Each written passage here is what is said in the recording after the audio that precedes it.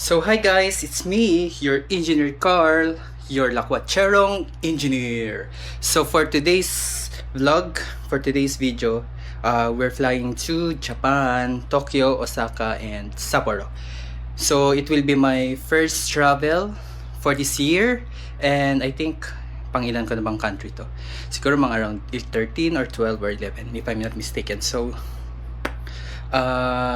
for right now, nagbubook ako ng Grab going to Naiya Terminal 3 kasi ang engineer nyo ngayon ay lilipad via ANA Airlines. Wow!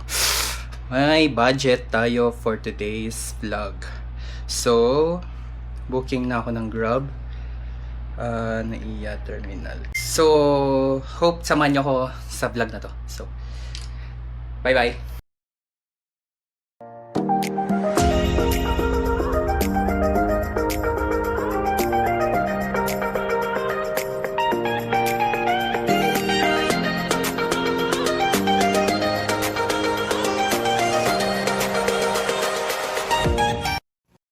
So, hi everyone.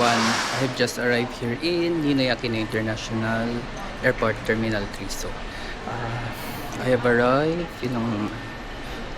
So, time is 11:30 and 11:45 mag-open ang check-in counter. So, ang gagawin ko muna is magbabayad ng travel tax and then check-in, then security check and immigration. So, dire-diretsuhin ko na para tapos na agad. And later mag-vlog na lang ako kapag nakalagpas na ng immigration. So, ang check-in counter ni ANA Airlines going to Haneda is B. Row B23 and above. So, doon ako mag-check-in. So, see you later guys. Annyeong. Ay, hindi pala annyeong. Japan pala tayo ngayon. Konnichiwa. Bye-bye. So, hi guys. Nakalagpas na tayo ng immigration and final security check. So, andito na tayo sa pre-boarding area. Walking towards the gate 112. And flight ko is 2:50 in the afternoon and the boarding time is 2:20. So, kung mapapansin nyo sa video, medyo soaking wet ako sa pawis kasi mainit dito sa Naiya Terminal 3. Mainit. Pinas pa lang ako pero balot na ako. So, hanap muna ako ng mga kainan and then tambay-tambay na lang muna before boarding. So, ang time ngayon ay 12:14. So, 2 hours more. Siguro mag-Starbucks na lang muna. So update guys. Sabi ko mag-Starbucks ako. Plano ko mag-Starbucks. Pero, itong spot ng Starbucks dati, wala na siya. Ayan yung spot ng Starbucks. So, di ko alam kung may replacement ba siya or totally tinanggal. So, hanap na ako ng matatambayan. I have a choice na pwede akong mag-lounge kasi yung Maya card ko is may Dragon Pass lounge access sa Marhaba or sa A-Lounge. Pero, siguro di ko muna gagamitin kasi may paggagamitan ako sa next travel ko. So, surprise muna. Secret ko muna kung saan yung next travel ko. So, ayan. Hanap lang muna akong makakainan dito. So, hi guys. We're here na sa holding area ng gate 112 dito sa Naiya Terminal 3 and waiting na lang tayo for boarding. So, the time is 1:26 and 1 hour more to go before boarding. So, 1 hour pa tayo maghihintay bago tayo makapag-board. So, for this trip sa Japan, tatlo ang prefectures na pupuntahan ko. So, it will be Tokyo, Osaka, and then Sapporo. So, originally, ang plano ko talaga lang is Tokyo and Osaka. Pero, dahil nag-search ako before pumunta, yung snow forecast kaso sa Tokyo and Osaka and nag-ask din ako sa mga friends ko na nag-work doon, so sabi parang bihira lang daw mag-snow sa Tokyo at saka sa Osaka. So nag-book ako ng flight going to Sapporo para at least ma-experience ko yung winter wonderland. So I'm so excited. And then 4 days ako sa Tokyo. Doon mag-ski ako. Nag-book ako ng ski sa 26 and then 25 and 27 tour lang around the city. And then sa 28 flight ko going to Osaka. So lahat ng ano ko dun is naka-flight ako, hindi ako naka-Shinkansen kasi nung nag-book ako ng flight is sinabay ko na lahat kasi si Ana, yung blue sale niya is ayun, may free domestic flight siya. So green up ko na. And then 28 flight to Osaka, then 29 um mag USJ ako. So nagdala ko ng costume ng Harry Potter. And then 30 is flight ko going to Sapporo, and 31 balik na Osaka, and to Mariwan flight ko na pauwi. So ayun guys. So sa immigration kanina ayun, wala masyadong tinanong. Una, pinicturean muna ako, sabay tanong, ano work mo? Ganun sa akin. So ako, sagot ko, engineer po. Tapos sabi, saan ka nag-work? Anong company? Ganun saan? Sabi ko, sa First Park Homes po.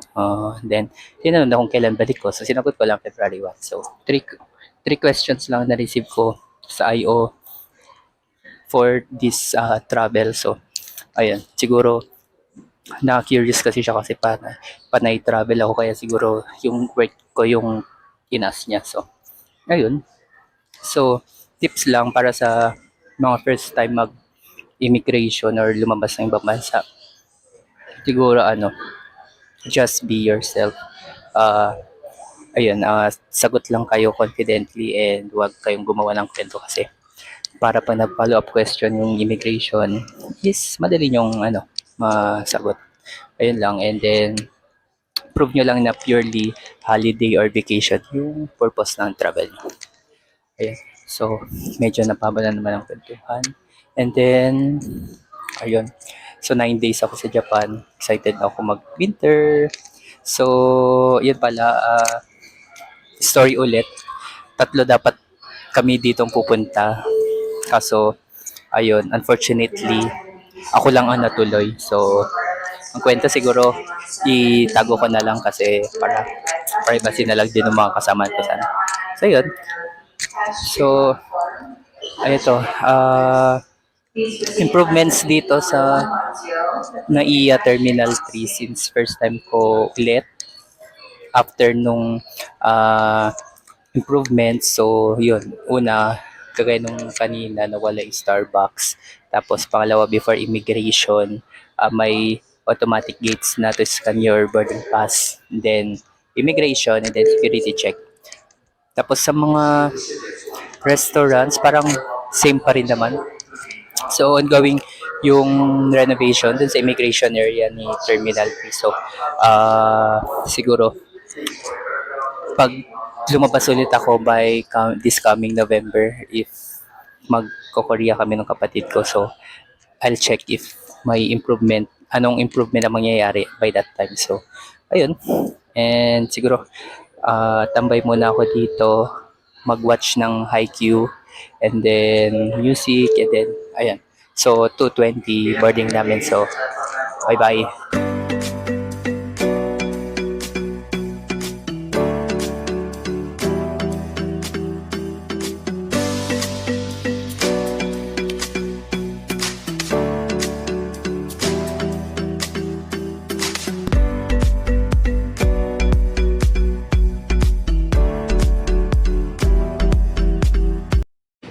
So, hi guys. I have just landed here in Tokyo, Haneda International Airport. So, nakapag-immigration check na ako and security check. So, tatakan na rin ng arrival. So, ang gagawin ko na ngayon ay mag-install ng eSIM, tapos withdraw and then take the monorail going to Sakura Hotel Jimbocho sa may Chiyoda City. So, yun guys, install na ako ng eSIM. Next one, mag-withdraw ako. So, hanap ako ng kapag-withdraw. sa Tokyo Haneda International Airport, Terminal 3. Kaya pwede mo. So yun, kinabahan lang ako sa isip ko baka mamaya kagaya ng mga nangyari dati. Hindi gumana, pero gumana naman siya. So yun guys, tumawid lang ako dun sa arrival area. Ito yung arrival area.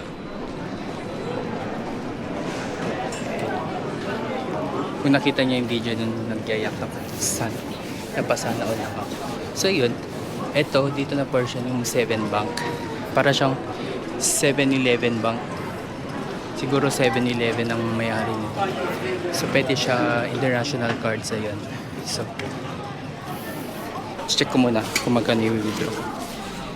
Kasi I will be using my GCash sa pag-withdraw. And ang laman ng GCash ko ay nasa 40k. Tingnan natin kung magkano siya dito sa Japanese yen. Oh, so ang 40k ay nasa 106,000 Japanese yen. So magkano i-withdraw? Kapag 50,000 yen, mahal. Laki na 50,000 yen. Siguro mag-withdraw man ako ng 50,000. Hindi, 10k muna. 10,000 pesos. Ano kung 10,000 pesos? 15,000.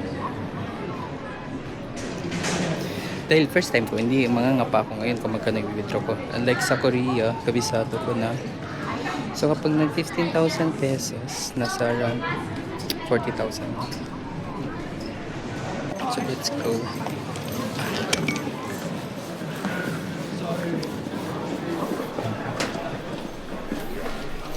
So, piling mo GCash.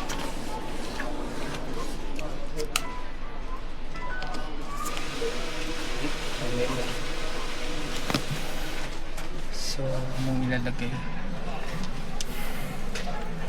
Okay. Withdrawal International. Return home. Papasok ko lang siya. Ayan, pumasok. Reading your card. Irashaimase. English. Naintindihan ko ng irashaimase. Reading your IC card. Okay. Then, paano na?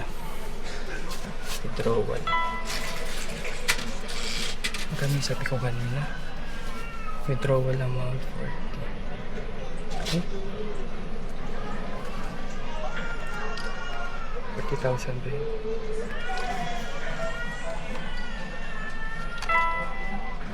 Savings. So, confirm.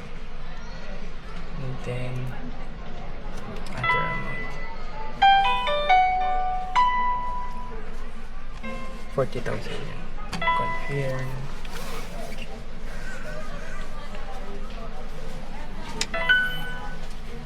Processing your transaction. Currency rate. Ito.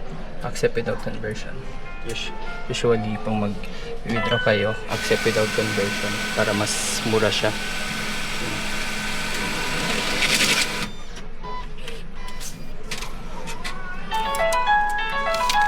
The receipt is tada! I have my money na. Thank you. We'd like to serve you again. Arigato gozaimasu. Sino sa pag-withdraw natin? Edit muna tayo dito. So, nag-withdraw ko lang 50,000. Medyo malalaki yung pera nito. 40,000. So, ito ay nasa 15,000 pesos. Medyo mainit. So, yun. Nakapag-withdraw na ako. Next one, pupunta ko sa Suica. Kuha ng Suica card. Pero check ko muna kung magkano nabawas sa. So, 40,100. 40,100 minus 24,000.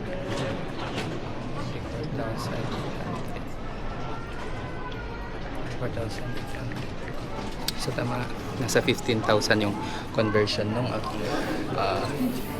aking winidraw na 10,000, 40,000 yung Japanese yen.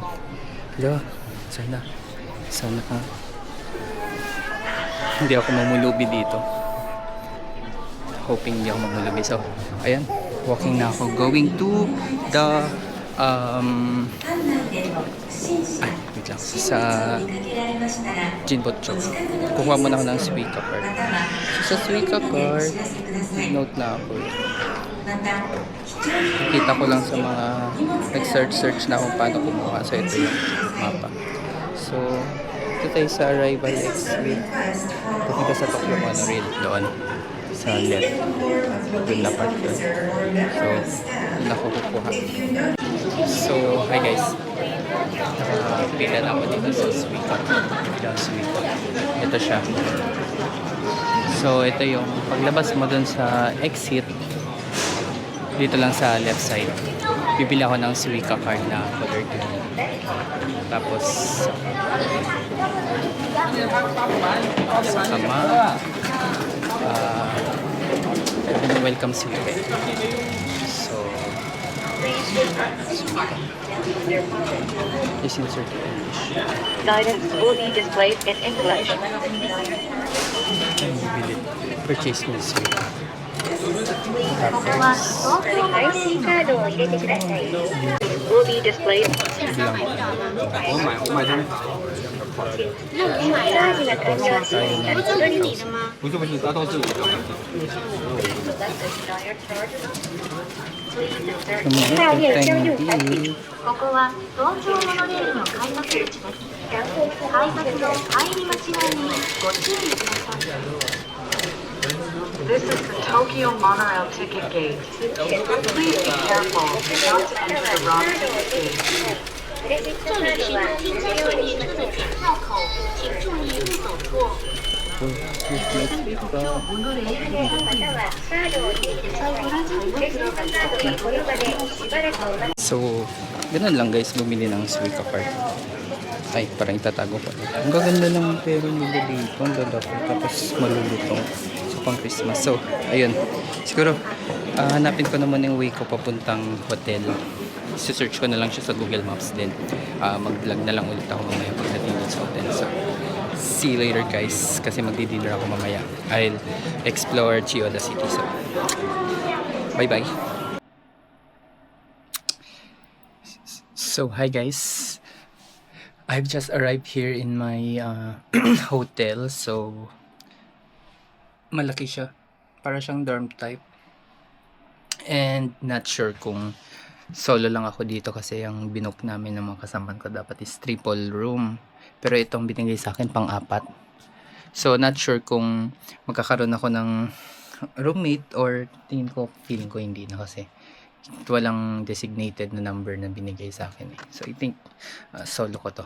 So ayun, ano pa nga ba, anong oras na ngayon? So medyo napagod ako. It is already 10:32 in the evening. So I think I will buy water muna and then food to eat tonight. And siguro yun, matutulog na lang ako agad tonight kasi maaga ko gagala bukas. So marami-rami yung aking aking pupuntahan. So mag-vlog na lang ako paglabas ko mamaya. I will stroll around the city muna. Sige, yun. So hi guys, ayun, I'm just strolling around the area kasi medyo nagugutom ako. And comment lang, hindi siya ganun kalamig unlike sa Seoul. Kasi sa Seoul mas malamig yung punta ko dati sa Seoul eh. And ayun, medyo kaya siya. Kasi ito, isang layer lang tong long sleeve ko. Tapos t-shirt sa loob and then itong vest. So hindi siya ganun ka lamig. So maghahanap lang ako ng mabibilahan siguro dito ng food. And pansin ko dito sa Japan, mahilig sila sa bento. Parang halos kada kanto may bento akong nakita. So, ayan. Another one. You know. So, another one 2 and 3. So yun, mahilig sila sa Vendo. And feeling ko yan yung main ano nila. Main ano nila, parang bilihan, parang sari-sari store ganun. So nasan na ako? Oh. Baka kung wala pang ano to, feeling ko Sakura to pag nag-look. So may mga kainan dito. And parang I want to eat.